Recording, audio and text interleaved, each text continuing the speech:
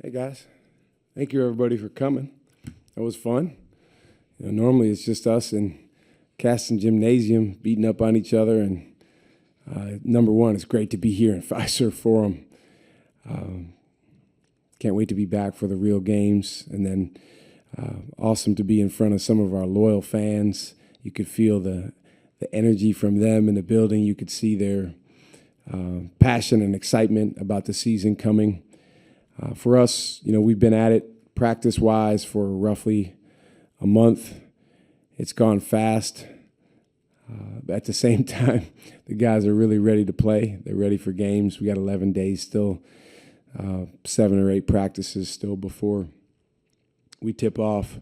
As you can see, we have a very different team than last year from the standpoint of personnel and also style of play. When you lose Stevie and Jop and Cam, those are considerable cornerstone pieces to our program. Who we are culturally, defensively, and offensively is much different. But I love the fact that, guys like Sean and his teammates have the opportunity to step into the void filled by those guys' graduation. It's humbling.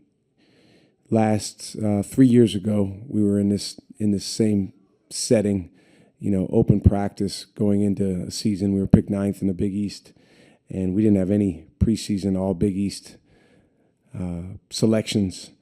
And then by the end of that year, we won the Big East championship. And fast forward now a couple years, 4 of those guys from that team are in the NBA. Cam's hurt and recovering from an injury, but the other 3 guys played prominent roles for their teams yesterday on opening night. So it's a testament to the growth that can occur if you really, really roll up your sleeves and you pour into each other and you focus on winning. You focus on the name on the front of the jersey and coming together around that. So this is the infant stages for us getting started. I can't wait to get back here on November 3rd and have our first game opportunity. Did you break some news out there that Ian's redshirting? I thought you knew that. I didn't. First of all, happy birthday to you. Yes, Ian Miltick's going to redshirt this year. Makes all the sense in the world. He's got an incredibly bright future. He's been working his tail off in the weight room. He's already gained about 6 or 8 pounds.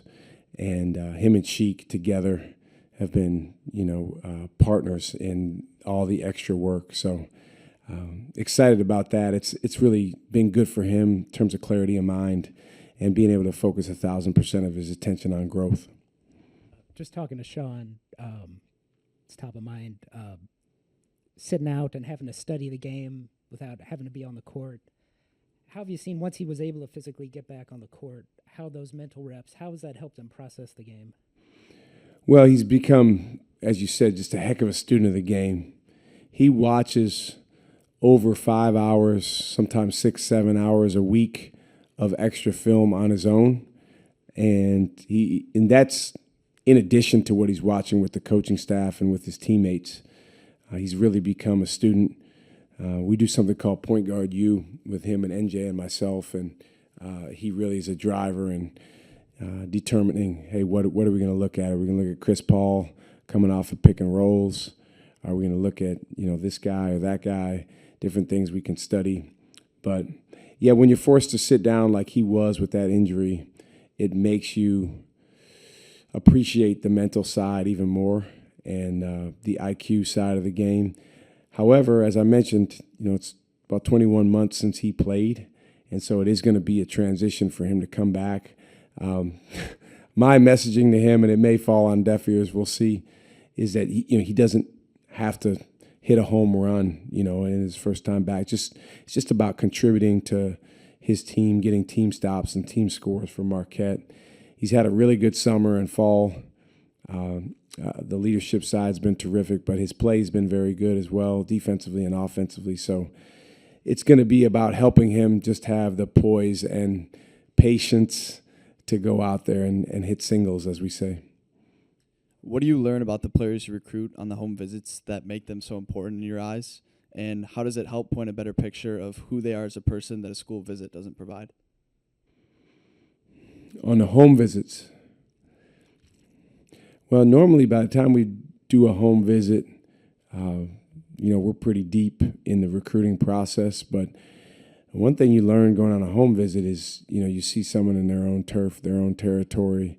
You get a chance to see where they live and some very, very intimate personal things about their families, the pictures that are up on the wall. I like whenever I get a chance going in a guy's room and, just seeing what their room is like. CJ and I went to see Sheik, and, we were able to go into his room, and get a chance to spend time there and see him on his turf. So you just learn more about them as people. But again, by the time we get to that point, it is normally pretty late in the recruiting process, and it's a situation where we've learned probably more than we needed to learn to know that this is a guy we really, really want. And grateful that, most of the guys who we've gone into their homes have ended up at Marquette. Shaka, earlier this week with Matt Norlander, you mentioned that you've spent time with 5 different football programs now in the past year and a half. I know last year I think we talked about how you spent time with Alabama, the Commanders, and Green Bay. I was wondering if you were willing to share what those other 2 teams were and just kind of how that experience went for you. Yeah, I've actually been to the Packers a couple times in the last couple years. They've been in football. Those guys are so good about sharing, and they let me come and hang out and all day long, sit in their meeting rooms and learn from position meetings and offensive meetings and defensive meetings. And I have this 7-page document that I created after visiting those 3 that you mentioned, plus South Carolina and Georgia were the other 2. That's called Stealing from Football. And it's 7 pages of stuff that I felt like they do that's applicable. Obviously, there's certain things that in football that are not applicable, but things that they do that I felt like is very, very applicable to our coaching or our culture or our team building or our communication. The special teams coach at South Carolina, special teams, they get like 6 or 8 minutes in a meeting to knock out a ton of stuff, and they get so much done. So one of the things that I got from him is they do these voiceover videos that they send to the guys, and it's basically some of the stuff schematically that they want to do with his voice talking over it, and then they'll send it to the guys either in advance of practice or after practice just to get them ahead. And so that's something that we've started doing quite a bit, with our guys, with follow-up. Like today's practice, the guys will get voiceover, videos from the coaches, just giving them feedback on different things that they did. The guys spoke really highly of all the freshmen. Royce referred to them as pests. Sean broke down their games. Probably could have gone on forever. He had a really good take on that. Just interested to hear your thoughts on how you feel about the freshmen and what kind of impact they'll make for the team. I love those guys, all 5 of them, and I'm grateful for the fact that we're able to have a program here that still really values recruiting kids out of high school and who they can be as freshmen, but then more importantly, who they can become long term over the course of their 4 years or 5 years in our career. This is a group of 5 guys that already is incredibly close with each other. We did a major, what we call freshman readiness program starting over a year ago.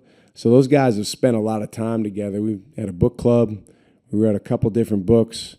We did a lot of different programming with them around what we call circles and roles and advantages, just different frameworks to approach the game from that they all worked on individually, and then they came together to talk about. We did periodic Zooms, and honestly, by the end, it was those guys getting on Zooms together even without us, the 5 of them, or the 4 of them really. It was before Sheik officially was coming, but then Sheik, man, he hit the ground running when he got here, and he's become one of the group very, very quickly.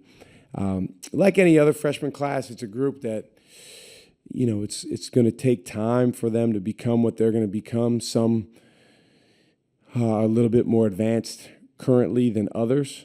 Some need more growth physically in terms of their bodies just to stand up to what they're going to deal with in the Big East.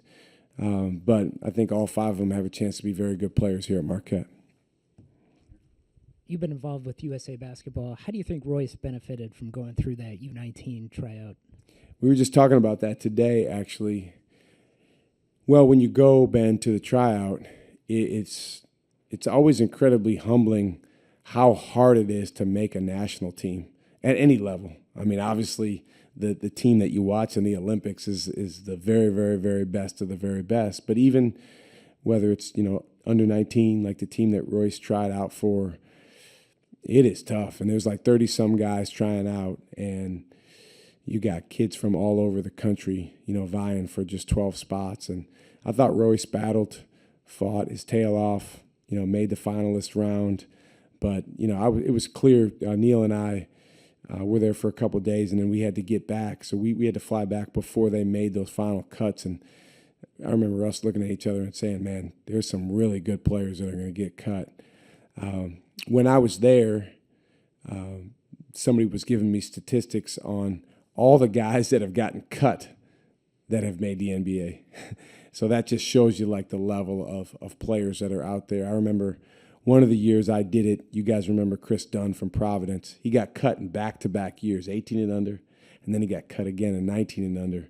But his attitude was phenomenal about, hey, I'm going to use this as motivation. And obviously like a year later, he was a lottery pick. So it's more about how you use that experience and how you grow from it. And I've seen Royce really take motivation, take specific basketball points from it, and we're going to really need him to take a big jump his sophomore year. Coach, last year you guys were 174th in like pure tempo. You talked a little bit about wanting to play at that breakneck speed. How do you guys plan to do that, and is that like a major point of efficiency? Yeah, I think we were faster than that on offense, but you may be combining offense and defense. Normally, most of the teams that I've coached, our defensive tempo, even though we were aggressive, we get after the ball, press some, trap some. Typically, we're 200 and something in, the length of possessions on defense because, let's be honest, if you're trying to be a good defensive team, usually teams are going to take a little bit longer to get a shot against you. But I would say if you look at the offensive tempo, we were pretty high, and we plan to be even higher this year. We'd love to be in the top 10 in the country in transition volume, which is how often you get a shot off in the first 8 seconds of the clock. And we have the personnel to do that. We are still working and working and working to build the consistency to get the ball up the floor as fast as we possibly can. But with Nigel James, Sean Jones, and Chase Ross, those are 3 guys that can push the ball as fast as anyone. And so far this summer and fall, when we've outletted the ball to them, a lot of really good things have happened. Coach, one of the changes coming to college basketball as soon as the opportunity to challenge. I was just wondering from a coach's perspective kind of what that's like for you and like how much of an impact on the game do you think that's going to have? Well, I don't think as much as the NBA, just because we can't challenge nearly as much. We can only challenge 3 things: out of bounds, restricted arc plays, and the other one is goaltending. Other than that, we can't challenge. There was a foul called, and we thought that it was a clean block. They can't change that. And then you also only get 1 challenge, and then if it's successful, you get another one. So I think that I hope what it does not do to college basketball is after every time the ball goes out of bounds or there's a play, I hope you don't see the players going like this, like you do in the NBA. But, we got a couple guys on our staff that have kind of taken hold of that, and that they're going to give me feedback on when they think something should be challenged. A lot of it comes down to how quickly can you get the feed on your iPad to watch the replay, because the way it works is you have to call timeout, and then you have to alert the officials within a certain amount of time after you call timeout that you would like to challenge the last play. So you're using a timeout either way. It's just a matter of whether you want to use that challenge or not, and then if you're successful, you get 1 more. The thing that's going to be interesting and I think potentially really tough for the refs is now they can't review out of bounds plays in the last 2 minutes like they could before and overtime. They really liked that because they wanted to get it right. We liked it as well because, you sure don't want to, have a situation where a team earned getting the ball back on the defensive end, stopping the other team, and then the ref made a mistake on a bang, out of bounds play. But, that's kind of what you have to factor in. Do you save a challenge for that to see if you can overturn it? Yeah, I had a question about the defensive implications of the rule change of the NCAA on continuation. They're making it more liberal like the NBA. And I remember the best team I've ever seen defended was always the old Celtics teams of the 80s where Sidney Moncrief would drive down the lane. He'd get fouled by Dennis Johnson. And as he'd go up, Kevin McHale would come over after the whistle is blown and give him another free shot, really get a second foul to prevent that thing from going. And then, of course, help Sidney up like the sportsman he was. But do you see that there's going to be maybe implication of 2 fouls maybe on the same play? Or Man, you're talking about probably one of the smartest teams of all times, that 1980s Celtics team. I don't know if there's that many guys in college basketball with that type of IQ, and maybe that gets coached. I think what we're going to see early in the year is a wide variation of how much that's called.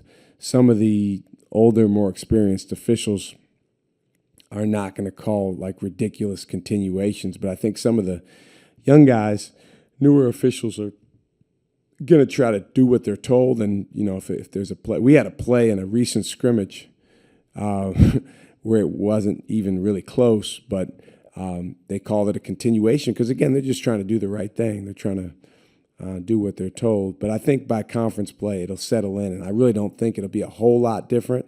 At the same time, we are trying to coach our guys on if that whistle is blown, you got to get that ball up in the air and try to get the continuation.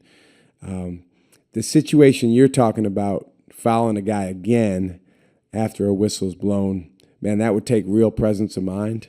I need to go back and study some tape from that 1980 Celtics team.